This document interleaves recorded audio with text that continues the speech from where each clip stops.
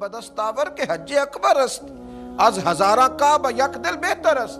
میرے عزیز، اتنے بڑے جو لوگ تھے ان میں عاجزی تھی تو آج اللہ نے انہیں اتنا اعزاز عطا فرمایا ہے۔ لیکن اگر انسان اپنے علم کے حصار میں بند ہو جائے تو پھر تو بزرگوں نے لکھا ہے علم حجاب بن جاتا ہے، یہ حجاب بن جاتا ہے، یہ آگے بڑھنے نہیں دیتا۔ علم تو اپنوں سے دوستی نہیں کرنے دیتا، انسان کہتا ذرا ہٹ کے رہو، بھائی ہو پر تمہیں پتہ نہیں میں عالم ہوں، دوست ہو پر تمہیں نہیں پتا اب میرے پاس ڈگریاں ہیں، تو حجاب بن جاتا ہے۔ اس کو کبھی حجاب نہ بننے دے، کبھی بھی کوئی بھی ایسا تکبر۔ اگر آپ پڑھے لکھے ہیں، اگر آپ نے تعلیم حاصل کی ہے تو تعلیم تو انسان کو محبت کرنا سکھاتی ہے، تعلیم تو پیار کرنا سکھاتی ہے، تعلیم تو انسان کو لوگوں کے قریب کرتی ہے، تعلیم تو عاجزی کا درس دیتی ہے۔ جس درخت پہ پھل زیادہ ہوتا ہے اس کی ٹہنیاں جھک جایا کرتی ہیں، جو اعلیٰ ظرف ہوتے ہیں ہمیشہ جھک کے ملتے ہیں، جو اعلیٰ ظرف ہوتے ہیں ہمیشہ جھک کے ملتے ہیں، کیونکہ صراحی سرنگوں ہو کر بھرا کرتی ہے پیمانے۔ صراحی اگر سر نہ نیچے کرے تو پھر تو کسی کو پانی کا قطرہ بھی میسر نہ آئے، لوٹا سر نیچے کرے گا تو کسی کو پانی میسر آئے گا نا، اگر اکڑا رہے گا تو کسی کو بھی قطرہ پانی کا میسر نہیں آ سکتا۔ اس لیے میرے عزیز یہ یاد رکھیے کہ عالم اگر آپ ہیں، آپ کے پاس علم ہے، اور پھر اس سے آگے بڑھ کر اگر آپ کا دعویٰ درویشی کا ہے، اگر آپ کا دعویٰ فقیری کا ہے، اگر آپ کا دعویٰ پیری کا ہے، مسند نشینی کا ہے، تو پھر تو آپ کو بہت نیچے آنا ہے، پھر تو آپ کو لوگوں کے لیول کے بیچ آ کے تبلیغ کرنی ہے نا، پھر تو آپ کو دیکھنا ہے کہ کس کو کس چیز کی ضرورت ہے۔ درویش کی تو اپنی ذاتی زندگی نہیں ہوتی، وہ تو اتنا عاجزی والا ہوتا ہے کہ کبھی اس کی سنتا ہے، کبھی اس کی سنتا ہے، کبھی اس کی سنتا ہے، وہ تو پیار بانٹتا ہے۔ لیکن اگر وہ مسند پہ بیٹھا رہے، بہت بڑا فرق ہو عام آدمی میں اور اس کے درمیان، بہت بڑی گاڑی کا فرق، بہت بڑے بنگلے کا فرق، بہت بڑا مال و دولت کا فرق پیدا ہو جائے، بہت زیادہ فرق ہو اس کی طبیعت میں کہ اس کے قریب رہنے والے خوف زدہ رہیں، پیچھے ہٹ جائیں، شیخ سے قریب نہ جائیں، تو پھر وہ فیض کیسے تقسیم کرے گا؟ پھر لوگ اس سے فیض یاب کیسے ہوں گے؟ اس میں عاجزی ہونا چاہیے، اس میں پیار ہونا چاہیے، اس میں محبت ہونی چاہیے۔ میرے نبی کریم علیہ السلام لوگوں کے ذہن کے قریب آ کر ان سے بات کرتے۔ صحابہ فرماتے ہیں کہ محبوب کے قریب جانا آسان تھا، ہر آدمی اپنا مدعا بیان کر پاتا تھا، دکھڑا سنا لیتا تھا، بات کر لیتا تھا، اپنی رودات غم دل حضور کی بارگاہ میں عرض کر لیتا تھا، اور جب کوئی غم سنا لیتا ہے نا تو 75% غم تو ویسے ہی نکل جاتا ہے۔ پھر تو اگر کوئی درویش ایک تھپکی دے دے تو باقی 25% کا معاملہ ویسے ہی حل ہو جاتا ہے۔ لیکن شرط یہ ہے کہ عاجزی ہو، تکبر سے بری ہو۔ وہ شیخ ہونے کا جو تکبر ہے، وہ جو جبے ہیں، کبے ہیں، ہٹو بچوں کی داستانیں، اگر ان سے تھوڑا سا نکلا ہوا ہو۔ بہت بڑے درویش تھے سید احمد کبیر رفاعی، بہت بڑے درویش تھے، یہ وہ عظیم ہستی ہیں کہ دروازے رسول پہ جا کے اگر سلام عرض کرے نا تو انہیں جواب بھی نصیب ہوتا ہے، انہیں جواب بھی نصیب ہوتا ہے۔ اتنا شاندار آدمی ہے۔ اعلیٰ حضرت رحمت اللہ علیہ نے ان کی تعریفیں لکھی ہیں، بڑے حسین و جمیل آدمی، کیا بات ہے۔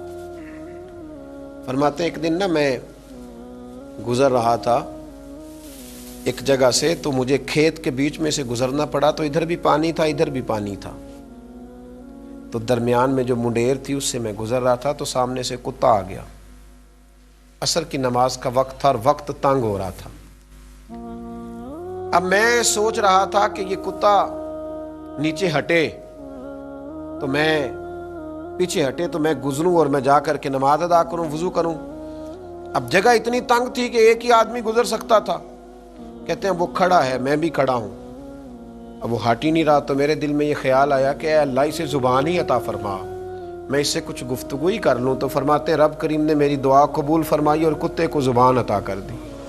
فرماتے میں نے اس سے کہا کہ یار تھوڑے ہٹ جاؤ، میں نے گزرنا ہے۔ تو کہتے مجھ سے کہنے لگا جناب آپ ہٹ جائیں، میں نے بھی تو گزرنا ہے نا، آپ ہٹ جائیں۔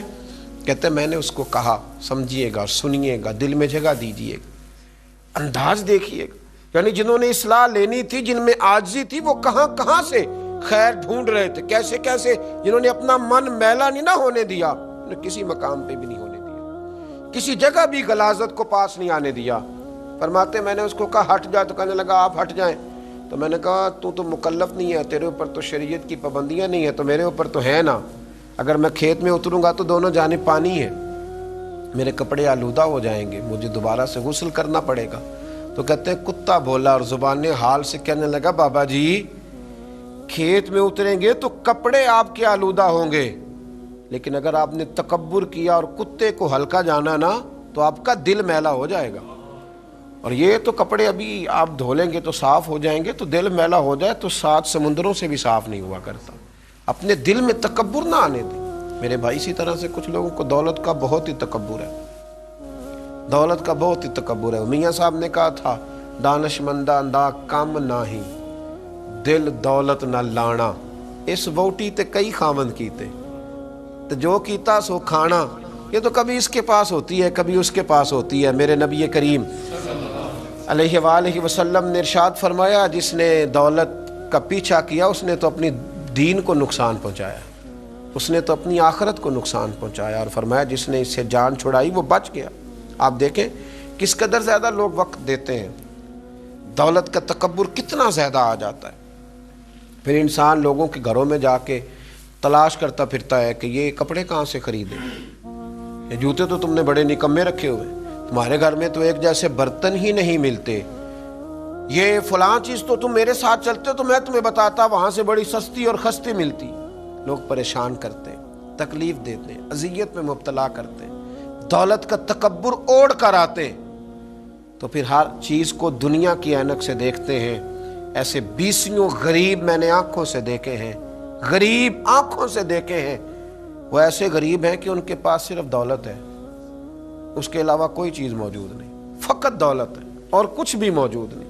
فقط دولت کی بات کرنا، حضرت ام ربیہ ایک خاتون گزری ہیں، بڑی نیک اور پرہیزگار تھیں، اللہ سے بہت ڈرنے والی تھی۔ ان سے کسی نے کہا زندگی میں انقلاب کیسے آیا؟ تو کہنے لگی میرے والد نے، میں ایک معزز اور شریف خاندان سے تعلق رکھتی تھی تو میرے باپ نے میرا نکاح کر دیا۔ جس آدمی کے ساتھ میرا نکاح وہ بہت مالدار تھا، اللہ نے اسے بڑا نوازا تھا، لیکن جتنا اس کے پاس دولت تھی اس سے زیادہ بڑھ کر اس کے پاس دولت کا تکبر تھا۔ کہتے چھت پہ میں اور میرا شوہر بیٹھے تھے تو ایک غریب آدمی نے دروازے پہ آ کے دستک دی، اس نے کچھ مانگا تو میرے شوہر نے کہا خو کہ لوگ کس قدر پریشان کرتے ہیں، کھانے کے وقت بھی آ جاتے ہیں، سونے کے، ڈانٹ دو اس کو۔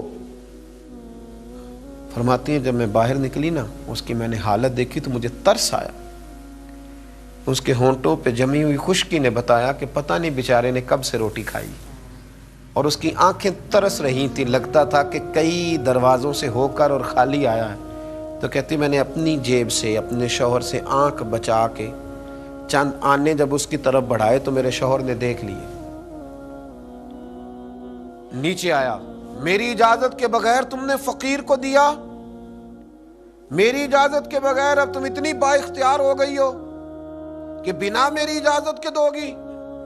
کہتے بس اسی جرم میں اس نے مجھے طلاق دے دی۔ میں شریف زادی تھی پر انتہائی تکلیف کے عالم میں واپس آئی، اور کہتے ہیں جب میں واپس پہنچی بڑی تکلیف میں پہنچی، میرے والد بڑے پریشان ہوئے، جب بیٹی کو طلاق ہی ہو جائے کیا حالت ہوتی ہے۔ فرماتی ہیں کہ پھر کچھ عرصے کے بعد میرے والد نے تلاش کرنا شروع کیا، ڈھونڈنا شروع کیا، غور کرنا شروع کیا، لیکن کوئی مناسب رشتہ نہ ملتا تھا۔ کہتی ہیں تلاش کرتے کرتے 2، 2.5، 3 سال لگ گئے۔ ایک شخص نے بڑی رغبت کے ساتھ میرا رشتہ مانگا اور بڑی محبت کے ساتھ اس نے طلب کیا اور بڑی منت کی۔ کہتی میرے ابا نے طے کر دی، شادی کی پہلی رات جب وہ حجرہ عروسی میں داخل ہوا، کہتی میں نے اس کا چہرہ دیکھا تو میں پریشان ہو گئی، یہ تو وہ شخص ہے جو میرے دروازے پہ بھیک مانگنے آیا تھا، تو وہی ہے جس کی خاطر مجھے طلاق ہوئی۔ تو کہتی ہیں وہ شخص روئے اور کہنے لگے کہ میں بڑے اعزاز کے ساتھ تجھے رکھوں گا، مجھے جب خبر ملی کہ میری وجہ سے تمہیں طلاق ہوئی تو میں نے اپنے رب کریم کی بارگاہ میں بڑی دعائیں مانگی، بڑی محنتیں کی، بڑی جد و جہد کی، پھر میں نے کچھ مال کمایا، اس قابل ہوا کہ میں تمہارے ساتھ نکاح کر سکوں۔ کہتی ہیں وہ میری بڑی قدر کرتا، میرا بڑا اکرام کرتا، بڑے اعزاز سے مجھے رکھتا، دنیا کی وہ ساری سہولتیں جو ایک خامد اپنی بیوی کو دے سکتا ہے وہ مجھے دیتا، اور لوگوں سے بڑھ کر میرا وہ اعزاز کرتا کہ میں نے اس کی خاطر 2، 2.5 سال تکلیف سہی تھی۔